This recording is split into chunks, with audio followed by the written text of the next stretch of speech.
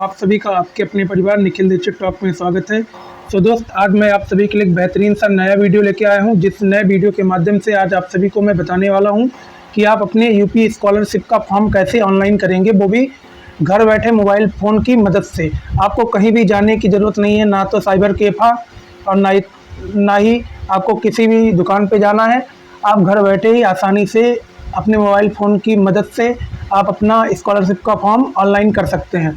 तो सबसे पहले मैं आपको बताऊंगा कि क्या प्रक्रिया इसकी रहेगी। तो सबसे पहले आपको अपने मोबाइल फ़ोन का गूगल ओपन कर लेना है। गूगल ओपन करने के बाद यहाँ पे देखिए कुछ तरह का आइकन आपके सामने आएगा, कुछ इस तरह का। यहाँ पे आपको टाइप करना है यूपी स्कॉलरशिप। क्या टाइप करना है भैया? यहाँ आपको टाइप करना है यूपी स्कॉलरशिप। यहाँ पे टाइप कर लेना है। क्या टाइप करना है भैया? UP scholarship. UP scholarship type करने के बाद कुछ इस तरह का इंटरफेस आपके सामने देखिए खुल के आएगा भैया। देखिए कुछ इस तरह का इंटरफेस खुल के आएगा। जैसे ही यहाँ पे आएगा कुछ इस तरह का इंटरफेस, तो यहाँ पे पहली जो वेबसाइट है इसी पे आपको क्लिक कर देना है। जैसे आप इस पे क्लिक करेंगे तो आपके सामने देखिए नया पेज खुलने वाला है। देखिए आपके सामने कुछ इस तरह का नया पेज खुलने वाला है। तो हाँ, देखिएगा भैया आपके सामने यहाँ लिखा हुआ है छात्रवृत्ति एवं शुल्क प्रतिपूर्ति ऑनलाइन प्रणाली उत्तर प्रदेश।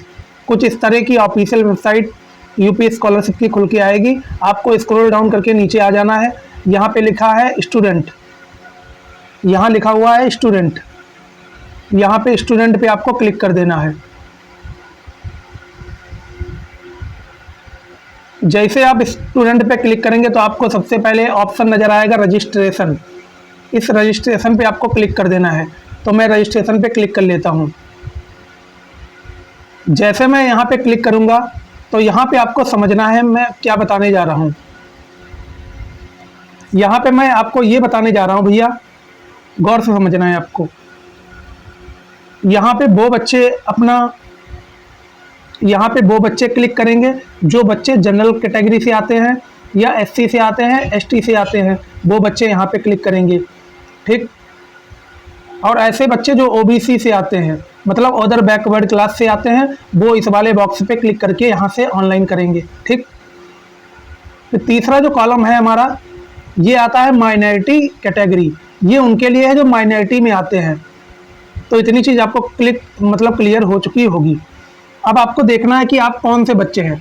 आप ऐसे बच्चे हैं जो हाई स्कूल कर रहे हैं या 11th या 12th कर रहे हैं या इंटर कर चुके हैं। तो जो भी बच्चे हैं उसके हिसाब से आपको यहाँ देखना है।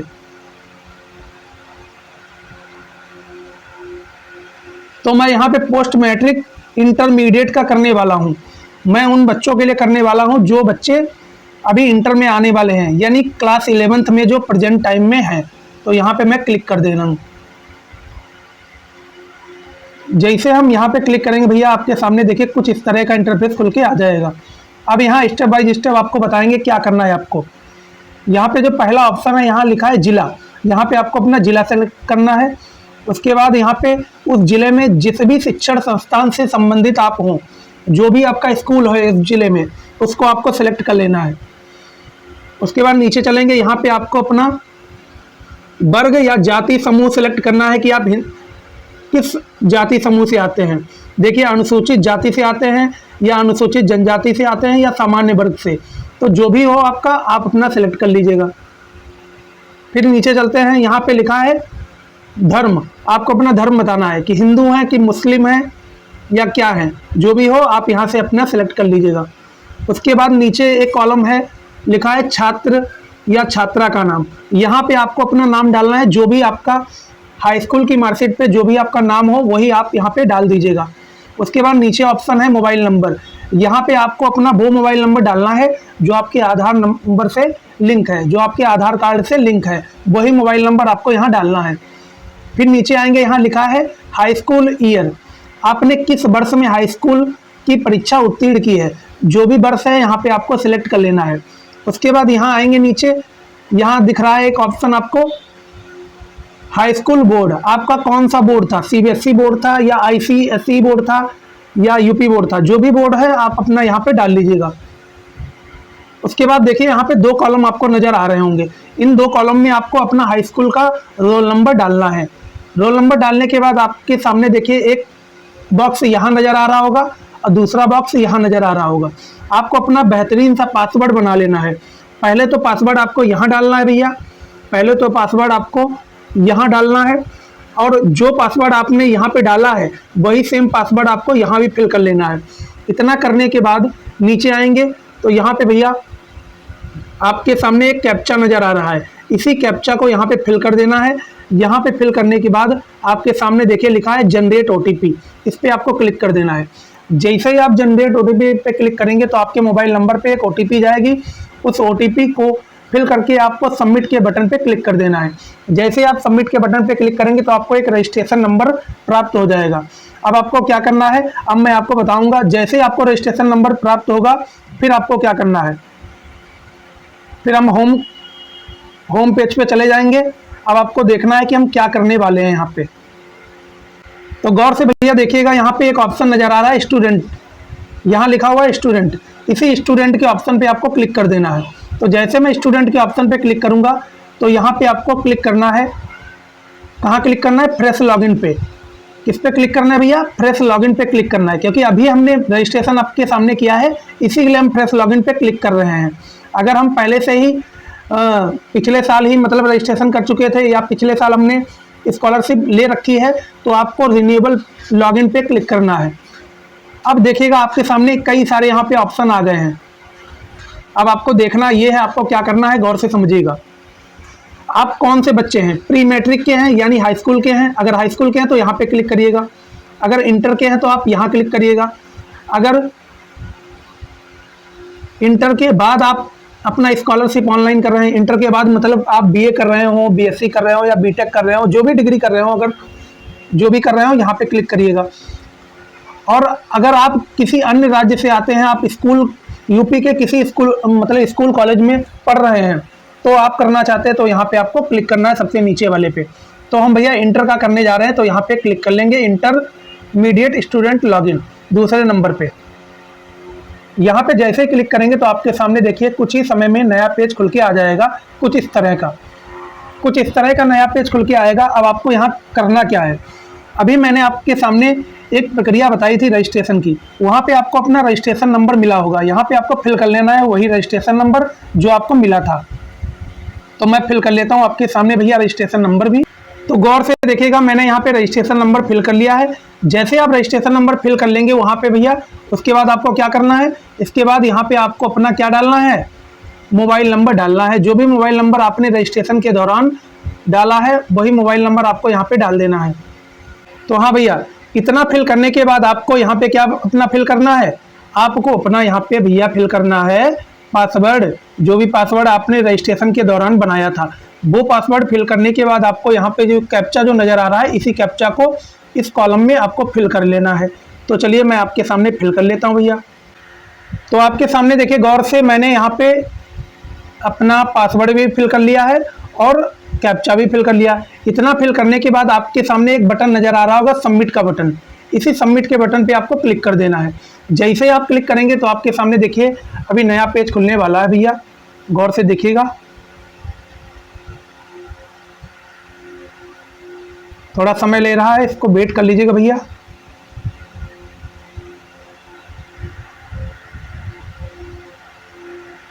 तुम दे रही हो दिल में किसी और को जगह, लेकिन कोई न चाहेगा तुम। अब गौर से देखिएगा आपके सामने एक नया पेज खुल के आ गया है भैया। ये जो नया पेज है वो आपके सामने कुछ इस तरह का खुल के आया है, देखिएगा। अब यहाँ पे जो भी चीज़ें आपने रजिस्ट्रेशन के दौरान डाली थी वो पहले से ही यहाँ पे पढ़ के आ जाएंगी। जो चीज़ रजिस्ट्रेशन के दौरान आपने डाली थी वो चीज़ यहाँ पे पढ़ के आ जाएगी, या जो चीज़ आपने रोल नंबर में डाली थी या स्कूल के बारे में जो भी डिटेल डाली थी वो यहाँ पे आ जाएगा। अब आपको करना क्या है, यहाँ पे आपको 3 लाइन नज़र आ रही होंगी। यहाँ पे देखिए 3 लाइन नज़र आ रही, इसी 3 लाइन पे आपको क्लिक कर देना है। जैसे आप इस पर क्लिक करेंगे भैया तो यहाँ पे पहला ऑप्शन है रजिस्ट्रेशन करें, तो वो रजिस्ट्रेशन तो हम कर ही चुके हैं, इसी के लिए यहाँ पे हरा सा साइन नज़र आ रहा है। यहाँ से अगर आप अपना रजिस्ट्रेशन स्लिप प्रिंट करना चाहते हैं वो कर सकते हैं। अब जो तीसरा ऑप्शन है डिजी लॉकर से सत्यापन करें, तो डिजी लॉकर से अगर आपने सत्यापन नहीं किया है तो इसी पे क्लिक करना है, डिजी लॉकर से सत्यापन करें। तो वहाँ पे आपको अपना क्या डालना है भैया, वहाँ पे आपको अपना आधार नंबर डालना है। आधार नंबर डालने के बाद जो भी पिन आपने डिजी लॉकर में बनाया है वो पिन डाल के आपको अलाउ कर देना है। जैसे आप अलाउ करेंगे तो यहाँ पे आपका सत्यापन हो जाएगा डिजी लॉकर से। उसके बाद हम अगले ऑप्शन पे चलते हैं। अब यहाँ से हमारा जो स्कॉलरशिप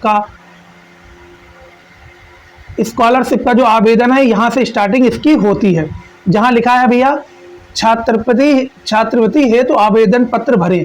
अब यहाँ पे आपको क्लिक कर देना है। जैसे आप यहाँ पे क्लिक करेंगे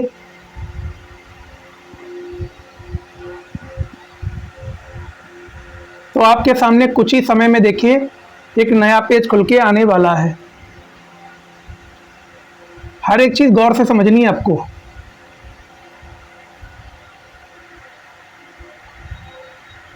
अब आपको देखना है यहाँ पे कुछ इस तरह का आप सभी लोगों के सामने एक पेज खुल के आएगा भैया, एक पेज खुल के आएगा। ये जो कैप्चा है आपका, इस कैप्चा को आपको यहाँ फिल कर लेना है। इस कैप्चा को क्या करना है, यहाँ पे फिल कर लेना है भैया। जैसे आप कैप्चा पे फिल करेंगे तो यहाँ पे आपको कुछ पढ़ने को दिया है, इसको पढ़ लीजिएगा। उसके बाद ही इस पर क्लिक कर दीजिएगा। जैसे आप क्लिक करेंगे यहाँ पे सबमिट का बटन है, इस सबमिट के बटन पे आपको क्लिक कर देना है। तो चलिए मैं सबमिट के बटन पे क्लिक कर लेता हूँ। जैसे आप सबमिट के बटन पे क्लिक करेंगे भैया तो देखिएगा गौर से, क्या देखना है आपको,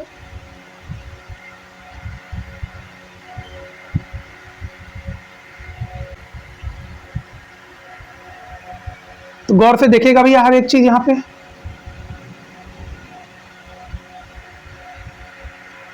अब गौर से देखिएगा कुछ इस तरह का पेज आपके सामने खुल के आएगा। ये जो पॉइंट नंबर 1 है, यहाँ पे लिखा है आवासीय स्थायी पता। आवासीय स्थायी पता का मतलब ये होता है जहाँ के आप मूल निवासी हैं या जहाँ पे आप मौजूदा समय में रह रहे हैं, वहाँ का आपको अपना पता डालना है कि आप कहाँ पे रह रहे हैं। तो यहाँ पे हम आपके सामने पता भी डाल लेते हैं भैया। तो देखिए आपके सामने मैंने ये चीज़ फिल कर ली है कि भैया हमारा विलेज ये है और गांव ये है और ये मतलब डिस्ट्रिक्ट कौन सी पड़ती है और यूपी पड़ता है हमारा उत्तर प्रदेश। अब उसके बाद जो नंबर 2 है यहाँ पे आपको अपना एड्रेस डालना है। अगर आपका सेम है तो यहाँ पे क्लिक कर देना है, अगर सेम नहीं है तो आपको यहाँ पे अपना फिल कर लेना है। उसके बाद यहाँ पे जो नंबर 3 पे आएंगे, नंबर 3 पे आपको एक ऑप्शन नज़र आ रहा हो, यहाँ पे लिखा है राशन कार्ड संख्या। राशन कार्ड सबके पास होगा, ज़्यादा से ज़्यादा लोगों के पास होगा। अगर आपके पास राशन कार्ड संख्या है तो यहाँ पे राशन कार्ड संख्या डाल दीजिएगा, अगर नहीं है तो कोई बात नहीं है। लेकिन हमेशा याद रखिएगा जो रेड कलर के एरो आपको स्टार नज़र आ रहे हैं, ये जो स्टार हैं ये भरना ज़रूरी है। और जहाँ पे स्टार नहीं है वो कॉलम आप अगर नहीं भी भरते हैं तब भी कोई बात नहीं है, लेकिन जो रेड वाले कॉलम हैं इनको भरना ज़रूरी है। तो राशन कार्ड संख्या अगर आपके पास हो तो आप डाल दीजिएगा, नहीं हो तो कोई बात नहीं। अब गौर से आपको समझना है, यहाँ पे आपको अपना राशन कार्ड संख्या डाल लेनी है। उसके बाद नंबर 4 पे जब हम आएंगे, यहाँ पे आपको अपना हाई स्कूल प्राप्तांक डाल लेना है। हाई स्कूल प्राप्तांक का मतलब ये होता है कि आपके हाई स्कूल में कितने नंबर आए थे। मान लीजिएगा आपके हाई स्कूल में 534 नंबर आए थे, आपको 534 यहाँ डाल लेना है। ये प्राप्तांक था आपका, तो इसको आपको प्राप्तांक के बॉक्स में डाल लेना है। उसके बाद जब नीचे आएंगे तो यहाँ लिखा है हाई स्कूल पूर्णांक, यानी हाई स्कूल का, जैसे मान लीजिएगा आपके 534 नंबर आए थे, ये हमारे प्राप्तांक हैं। ये 534 नंबर कितनों में से आए थे, यानी 600 में से आए थे, तो आप पूर्णांक में 600 डालेंगे। कितने में डालेंगे, पूर्णांक में 600 डालेंगे।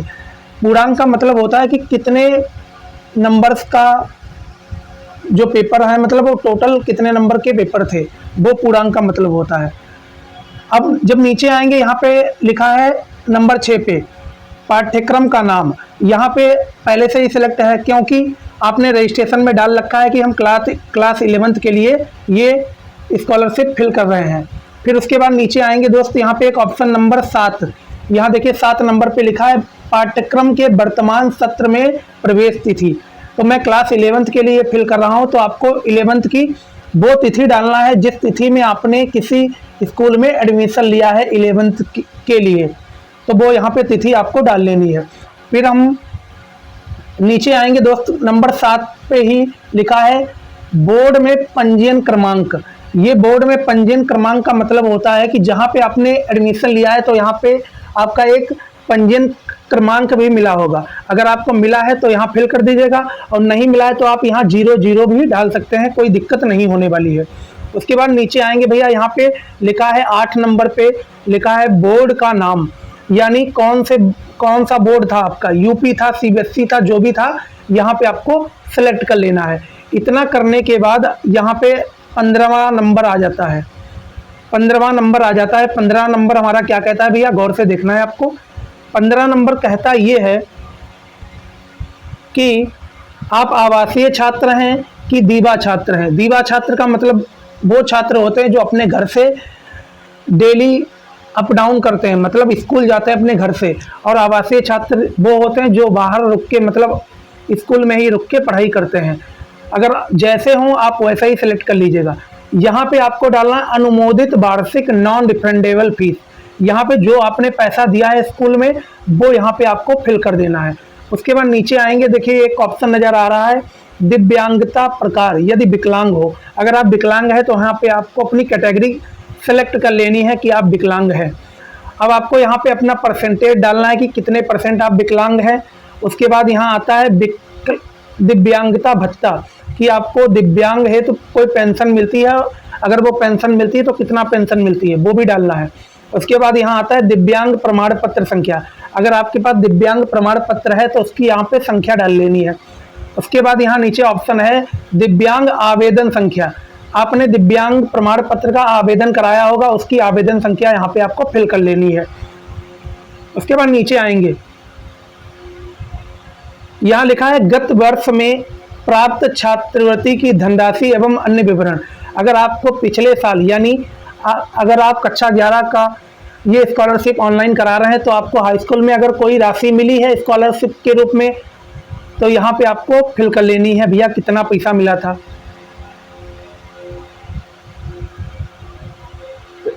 फिर उसके बाद आएंगे गत वर्ष की कक्षा। आपकी गत वर्ष का मतलब होता है कि पिछले साल आप कौन सी क्लास में थे, वो यहाँ पे डाल लेनी है। उसके बाद यहाँ आएंगे गत वर्ष का परीक्षा फल, गत वर्ष का क्या परीक्षा फल रहा, आप पास हुए कि फेल हुए, जो भी हो आप यहाँ फिल कर लीजिएगा। उसके बाद यहाँ पे आता है पूर्णांक, कि आपकी जो परीक्षा थी वो कितने नंबर्स की थी, जो भी नंबर्स हों यहाँ पे आपको फिल कर लेनी है। और उन पूर्णांक में से आपके कितने नंबर आए हैं, यानी कितने आपने पूर्णांक में से कितने नंबर पाए हैं, जितने भी पाए हों यहाँ पे आपको फिल कर लेना है। उसके बाद नीचे आएंगे तो यहाँ लिखा है प्रतिशत, कि आपके कितने % बने थे भैया, कितने % नंबर आपके बने थे।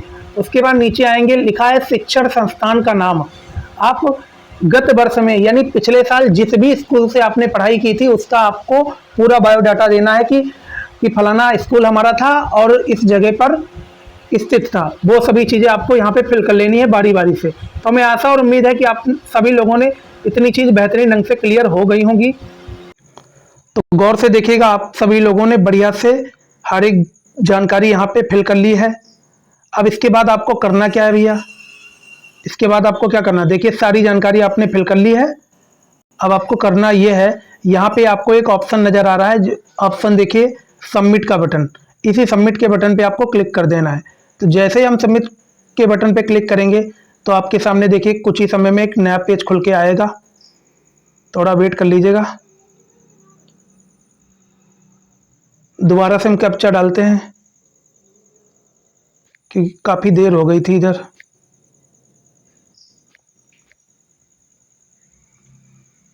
तो देखिए मैंने कैप्चा यहाँ पे भैया दोबारा से डाल लिया, सॉरी यार। तो इतना भैया फिल करने के बाद गौर से आपको समझना है, यहाँ पे स्क्रॉल डाउन करके आना है, यहाँ लिखा अन्य विवरण। तो अन्य विवरण को भी आपको पढ़ के समझना है क्या करना है। यहाँ पे लिखा है क्या भारत सरकार की छात्रवृत्ति योजना में आवेदन किया है? अगर किया है तो यस करिएगा, नहीं किया है तो नो करिएगा। फिर लिखा है अगला ऑप्शन, भारत सरकार की छात्रवृत्ति योजना में आवेदन का पंजीकरण संख्या बताइएगा। अगर नहीं किया है तो आपको बताना ही नहीं है, ये सब आपके काम ही का नहीं है। अगर आपने किया है तो यहाँ पे आपको फिल करना होगा। फिर यहाँ पे देखिएगा ऑप्शन है, क्या आवेदक छात्र छात्रा के माता पिता अभिभावक भारतीय सेना, अर्धसैनिक बल, राज्य पुलिस बल, उत्तर प्रदेश में सेवारत अथवा सेवारत हैं? अगर आपके माता पिता भारतीय सेना में या अर्धसैनिक बल में या यूपी पुलिस में जहां भी हों, अगर हों तो हाँ करिएगा, अगर नहीं है तो नहीं करिएगा। भारतीय सेना, अर्धसैनिक, राज्य पुलिस, उत्तर प्रदेश की जारी सेवा का प्रकार, यहाँ पे आपको सेवा का प्रकार चुन लेना है। अगर है, नहीं है तो कोई आपको कुछ करना ही नहीं है। माता पिता अभिभावक की सेवा की वर्तमान स्थिति आपको बतानी है कि वो सेवा मतलब सेवा कर रहे हैं कि वो रिटायर हो चुके हैं, जो भी हो यहाँ फिल कर लीजिएगा। फिर यहाँ देखिएगा एक ऑप्शन है यहाँ पे भैया, माता पिता अभिभावक की सेवा संबंधी दिए जाने वाले प्रमाण पत्र का विवरण। यहाँ पे आपको प्रमाण पत्र का विवरण देना है, जब आपके नहीं है तो आपको देना ही नहीं यहाँ पे। फिर यहाँ पे आपको कैप्चा डाल के सबमिट के बटन पे क्लिक कर देना है। तो जैसे ही आप सबमिट के बटन पे क्लिक करेंगे तो आपके सामने देखिए कुछ इस तरह का इंटरफेस खुल के आएगा, जहां लिखा है नवीन फ्रेश दसमोत्तर छात्रवृत्ति व शुल्क प्रतिपूर्ति सत्र 2024-25 आवेदन पत्र, ये सब लिखा हुआ है, इसको पढ़ लीजिएगा। आपके आवेदन पत्र की प्रविष्टियां सफलतापूर्वक भरी गई। तो ये चीज़ आपके सामने देखिए आ जाएगी जब आपका सबमिट हो जाएगा। अब आपको क्या करना है भैया, गौर से समझिएगा। तो जैसे ही आप होम पेज पे क्लिक करेंगे तो आपके सामने कुछ इस तरह का इंटरफेस खुल के आएगा। अब यहाँ पे देखिए आपके सामने 3 एरो खुल के आए हैं। इन्हीं 3 एरो पे आपको क्या कर देना है, क्लिक करना है भैया। इन 3 एरो पे, इन 3 एरो पे आपको क्या करना है, तो 3 एरो पे आपको क्लिक कर देना है। इन्हीं 3 एरो पे आपको क्लिक कर देना है। जैसे आप इन 3 एरो पे क्लिक करेंगे तो आपके सामने देखिए कुछ इस तरह का इंटरफेस खुल के आएगा। अब यहाँ पे देखिए एक ऑप्शन नज़र आ रहा होगा, जहाँ जहाँ ये हरा टिक लगा है यहाँ तो आप भर चुके हैं। उसके नीचे यहाँ लिखा है आवेदन पत्र को संशोधित करें। अगर आप संशोधन करना चाहते हैं, जैसे मान लीजिएगा कोई भी गलती आपके आवेदन फॉर्म में हो गई है, तो उसको आप सही कर सकते हैं। अगर आपको नहीं सही करना, उसके बाद नीचे लिखा है आय एवं जाति प्रमाणीकरण हेतु, यहाँ पे आपको क्लिक कर देना है। जैसे आप क्लिक करेंगे तो आपके सामने देखिए कुछ इस तरह का इंटरफेस खुल के आ जाएगा, कुछ इस तरह का इंटरफेस खुल के आ जाएगा। अब यहाँ पे आपको क्या करना है, यहाँ पर आपको आय प्रमाण पत्र आवेदन फॉर्म संख्या यहाँ पे फिल करनी है। तो चलिए मैं फिल कर लेता हूँ भैया आपके सामने। तो गौर से आपको देखना है भैया, मैंने आपको क्या बताया था, मैंने आपको बताया था आय प्रमाण पत्र फॉर्म संख्या यहाँ पे फिल कर लेनी है, तो मैंने फिल कर ली है।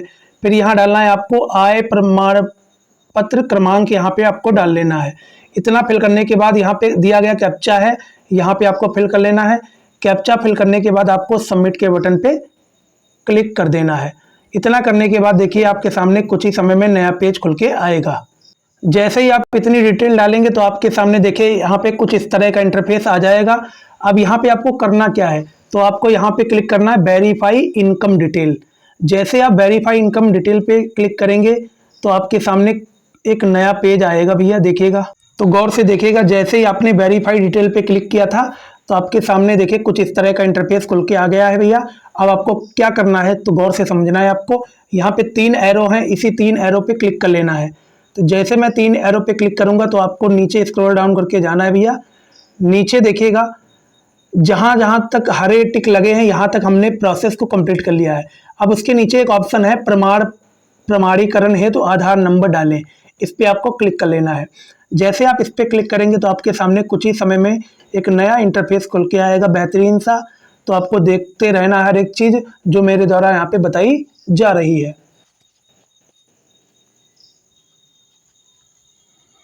हारा हूँ बाबा पर तुझ पे भरोसा है, जीतूंगा एक दिन मेरा दिल ये कहता है।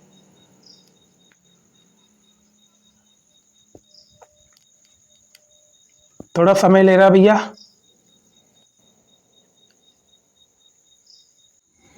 तो जैसे ही आप आधार प्रमाणीकरण पे क्लिक करेंगे तो आपके सामने कुछ इस तरह का इंटरफेस खुल के आएगा। अब आपको यहाँ पे करना क्या है, तो गौर से समझना है आपको।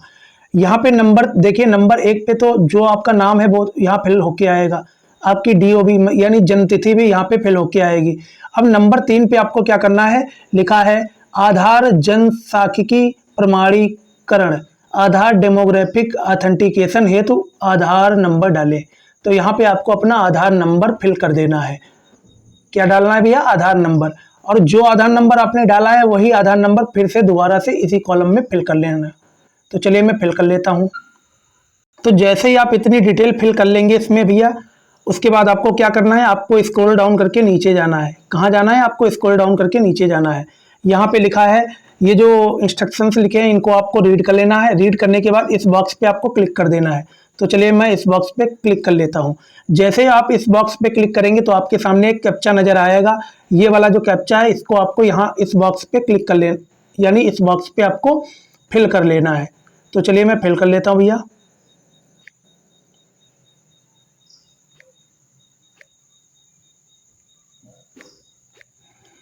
जैसे आप यहाँ पे कैप्चा फिल करेंगे तो यहाँ पे लिखा है वेरीफाई आधार।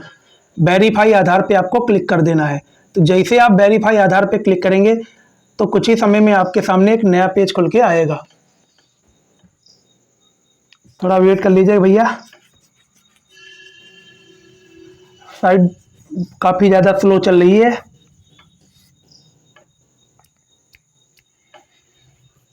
तुम दे रही हो दिल में किसी और को जगह, लेकिन कोई न चाहेगा। तो गौर से देखिएगा भैया, हमारा आधार जो ऑथेंटिकेशन है वो भी पूरी तरह से सक्सेसफुल हो चुका है।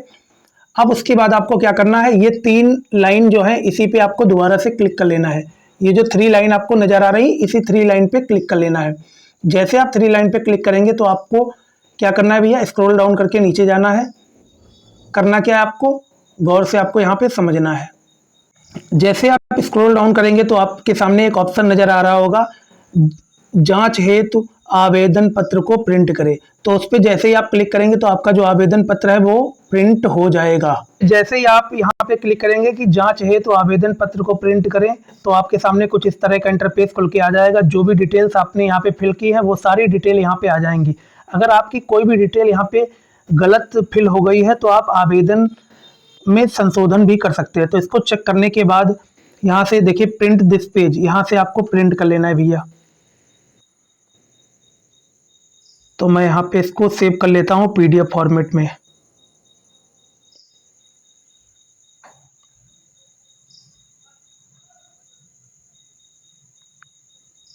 यहाँ पे मैं सेव कर लेता हूँ अलार्म में। तो ये जो आवेदन पत्र है हमारा वो यानी कहाँ पहुँच चुका है भैया, प्रिंट हो चुका है। अब देखिए 3 लाइन है, इस पर क्लिक करिएगा। जैसे मान लीजिएगा आपके आवेदन पत्र में कोई भी फॉल्ट है, कोई भी दिक्कत है, तो यहाँ पे आपको एक ऑप्शन नजर आ रहा होगा आवेदन पत्र को संशोधित करें। आप यहाँ पे क्लिक करके आप अपना आवेदन पत्र में जो भी कमी रह गई है उसको आप यहाँ से संशोधन उसमें कर सकते हैं।